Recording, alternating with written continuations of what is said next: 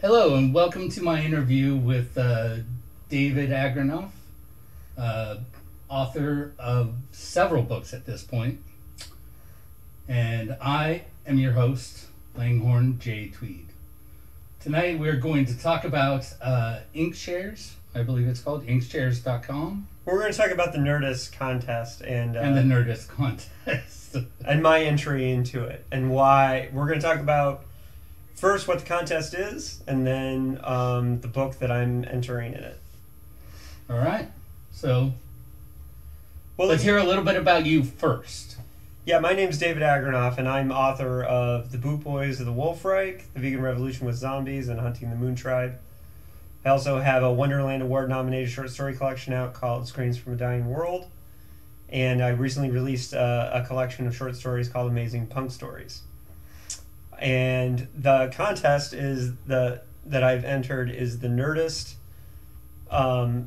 Inkshares Science Fiction Fantasy Novel Contest. And this is the Nerdist that everyone knows about, and yeah, they do bowling and yeah. Chris Hardwick, who hosts the Nerdist podcast, and they have several podcasts on their website, but they're sponsoring this contest with a website called Inkshares, which is kind of like a Kickstarter campaign for books. And they're specifically targeting science fiction and fantasy novels. And the way you win, and this contest goes on till the end of this month, September 30th, 2015. And how you win this contest is that you amass as many pre-orders as possible. And the top 5 books in pre-orders, people who have pre-ordered the books, win the Nerdist contest and are published in what's called the Nerdist collection. And then on top of that, Nerdist will help develop the intellectual property for film, comic books, TV, whatever. They're going to help you. Several different mediums. Yeah. So as much as I'd love to see the book get published, and that's great, for me the idea of being able to develop this property, which I see more, I see it as a great book. I mean, I see it as an even better graphic novel and an even better film. Right. And I would like to see Goddamn Killing Machines be all those things. But it's really up to the readers whether that happens right now. And that's what I liked about the Nerdist contest, is because it makes me go out there and sell the book, which is what we're doing today. Okay. So, and what you do, if you're interested in supporting the book once we get to talking about what it's about, is that you can pre-order by going to the Inkshares website, and I've got a page on there for Goddamn Killing Machines. And we'll show it down here somewhere. Yeah, we'll post it in the comments on YouTube and all that. And you can find the link, and you can go to Inkshares and pre-order a copy of the book. If you don't want to sign up for the website, you can do it for $10. If you sign up for Inkshares, you can do it for $5. So that's a $5 investment. But the thing is, your card's not going to be charged unless I make my goal or unless I win the contest. So if you can win the contest, and that will get your book published. Right. By Nerdist. Now, if you don't win the contest, and he will, but maybe. If you didn't win the contest, you still have a chance to be published after that, correct? I still have a chance to be published, but it's much harder. In order to get published through Inkshares, you need to get close to 1,000 pre-orders, and I have 90 days to do that from the time that I signed up. So we can still do that afterwards, but really my goal is to sell as many pre-orders as possible between now and September 30th. And what I'm promising people is that if you invest the $10, the $5, or you can buy 3 copies, which would be really helpful. And if you sign up for Inkshares and you buy 3 copies, you get $15 credit towards supporting other books in the Inkshares catalog. Does that not include, you can't put that towards your... More copies of Killing Machines? I don't know, but that's a good question. But really, if you buy 1 copy of Killing Machines, I just absolutely appreciate the support. So 1 copy, it all adds up. There's a There's an old lyric from a hardcore band that I love. 1 + 1 is how it's won, from a band called Instead, and that's kind of one of my sayings. And every time somebody pre-orders the book, it really means a lot towards making this happen. And Killing Machines has been a labor of love. It's I wrote the first draft in 2010, and which I read in 2010. Right, and it's a fantastic book. And it's had 3 drafts since then. But I feel now is the time. I feel Killing Machines is ready for the world. And whenever I would tell people that I wrote a science fiction novel called Goddamn Killing Machines, everyone would say, that's a great title. Oh my God, I want to read that. The problem is that as much as the fans, the people that I talk to, the readers, want to read it, it's a tough sell for a science fiction novel because... What? Well, it's a tough sell because it's shorter and more concise than most science fiction novels. A lot of science fiction novels are very bloviated. Right, you get 500 pages and... Right. And only half of them are relevant anyway. And as the title would suggest, Goddamn Killing Machines is a lean, mean fighting machine. It's 210 pages, probably published. Somewhere around there. Around 65,000 words. But it packs a punch. And it successfully hit all the nails that, I hit all the nails in the head that I wanted to with this story, and I feel really good about it. And as much as it would be a difficult pitch, I felt like the Nerdist contest, which was great about it, is it democratizes the process. Okay. I can put this interview out there, and I can speak directly to people, to the fans, the people that want to read, to the readers, the novel. Yeah, I can speak to you directly and say, like, this is why I think you would like reading Goddamn Killing Machines. Right. And I think they would. Okay, so what's it about?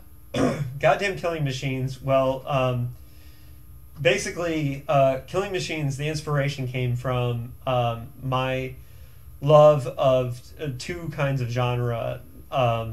I love 80s action movies. Your First Blood, your Predator, I like the rhythm, the way the action flows through the story. Right. And of course Die Hard, which is Die my Hard. Personal favorite. Yeah, that's a great 80s one. action movies. Right, and I like how they balanced character with kind of over-the-top craziness. Yeah. And that was one thing that I wanted, but another thing that I was really influenced on with this novel was old World War II Men on a Mission movies. Okay. Like Guns of Navarone. Yeah. Force 10 from Navarone. Things like that. And I was really influenced by those two. And part of the inspiration came when just one day I was thinking about another planet, and I had this vision of a river that was 11 times the length of the Amazon.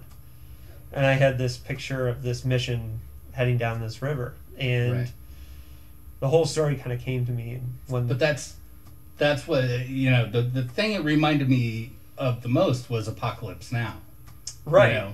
It is, and the story is not the same or anything like that, but those similarities of you're going down a river and everything you pass by is violent and dangerous in some way or another. Yeah. Heart of Darkness was definitely an influence, which was the influence of Apocalypse Now. Apocalypse Now is one of my favorite war movies, so I don't think it was as on the surface because the tone is not Apocalypse Now. It's not the same. It's more of a it's kind of a flavor in there, but and basically the story of Goddamn Killing Machines, it could be Hollywood would pitch it as Dirty Dozen written by Philip K. Dick. So here's another movie, Dirty Dozen, which is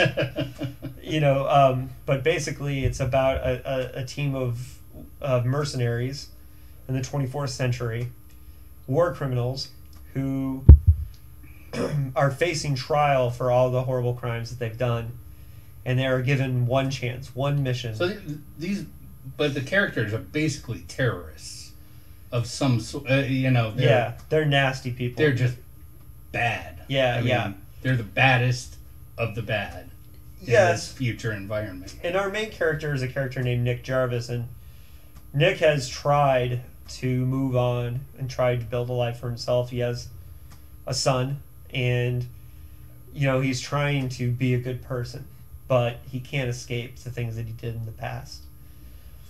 And he has to bring all of his team in and basically tell them, we have to complete this mission. There's one member of our team who's not here. We have to track him down on this nasty, horrible planet, which is, well, it's actually a moon. But we have to track him down and kill him. Otherwise, we're going to be basically in prison for the rest of eternity. Right. In a really nasty way, which is, kind of science fictional. But anyways, so they have this mission they have to do. Otherwise, but there's a lot more going on once you get on the mission. There's some mind-bendy stuff. There's some Philip K. Dick style paranoia, all with a 80s action movie flavor. Yeah, it has that. As I was reading it, I was thinking, this is sort of like a Twilight Zone episode where you see these things happen, but they don't make sense in any way. And then as you read more and more, it still doesn't make sense until you get to the end, and your mind gets blown.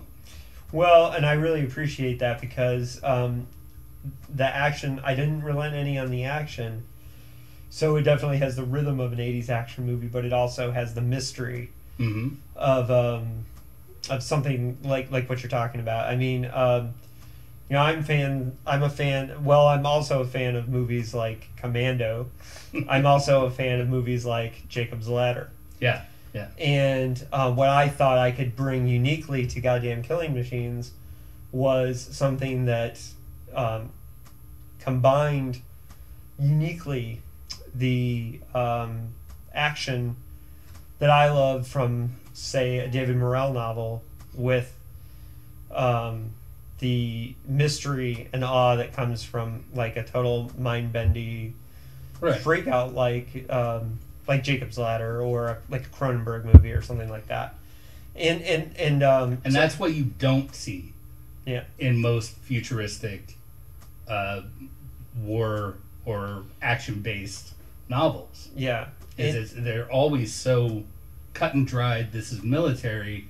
Here are future machines. We're going to go kill these guys, or they're going to attack us, that kind of thing. Yeah, and I'm really proud of the fact that I think Goddamn Killing Machines is a very, very unique science fiction novel. And I always set out with every novel that I write to write something that I feel nobody else in the world could write but me.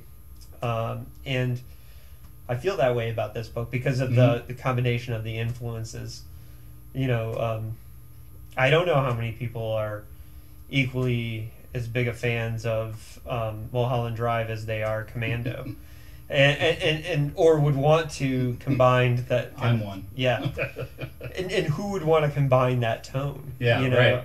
And for me, that was something that was incredibly fun about writing Goddamn Killing Machines, and I just had a very strong vision of what the novel was from the minute I thought of the title.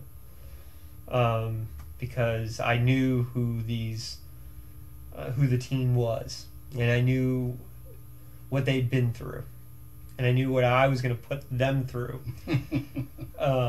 Which is a lot. Yeah. I mean, you really do some terrible things to these characters. This is not a happy-go-lucky story. It's terrifying. Yeah, and I really appreciate that. I think towards the end, I did some things to the characters that I felt pretty bad about. Well, you told me that you actually had a physical, mental reaction to the scenes you were writing towards the end of the novel. Yeah, there's a scene towards the end of Goddamn Killing Machines that it's one of the few times I've literally had to just stand up and walk away from the computer and give myself a break.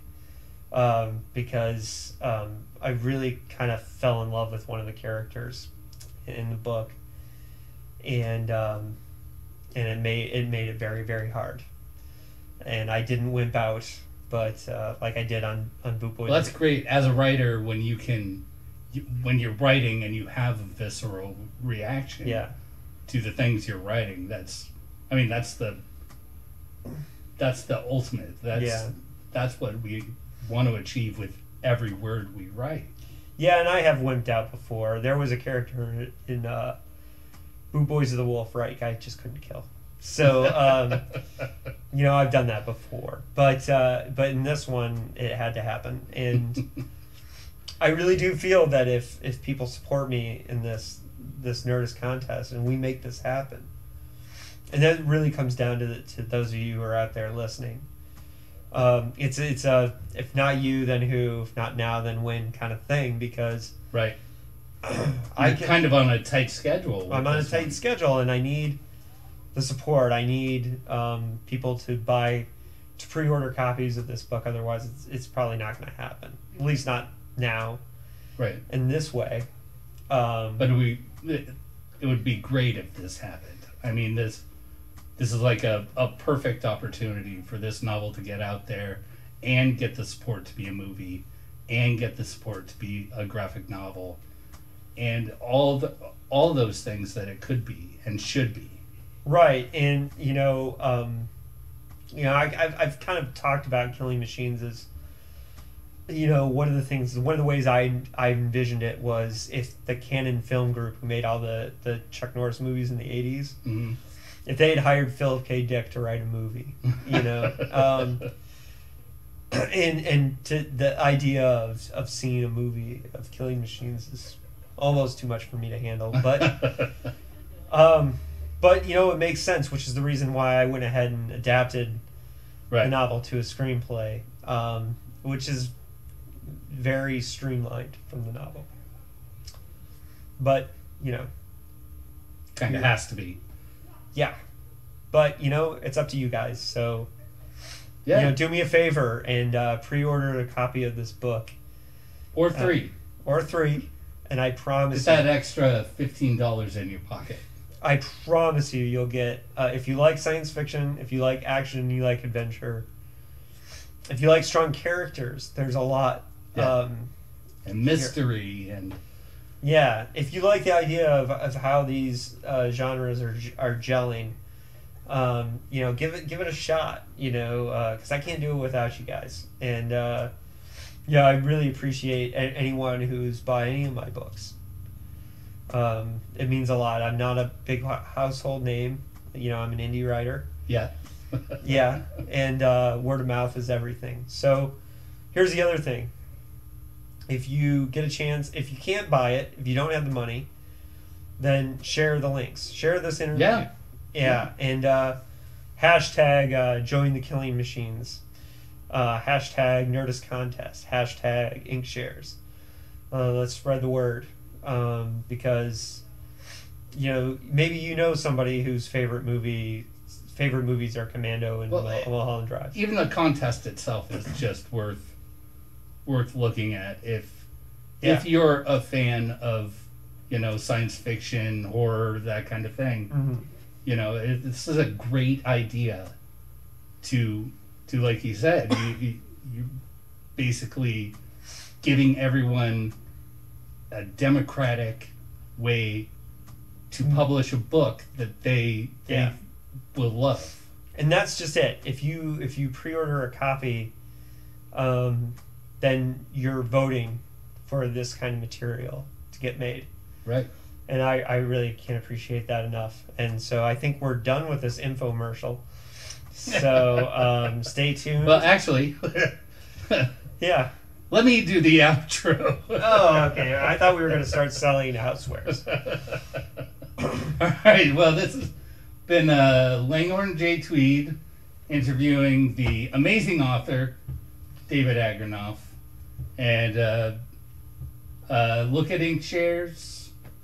Check out David's other novels. They're available on Amazon. Yeah. And Do you have audiobooks at this point? No, I have a few stories up on YouTube, but that's about it. Okay. And you do write some really good short stories as well. That's yeah, my latest book is a short story collection called Amazing Punk Stories, and of course, I really appreciate people buying that too. Yeah, right. But if you're only going to purchase one book right now, make it goddamn Killing Machines. Make it goddamn Killing Machines. Then Amazing Punk Stories. Thanks, everyone.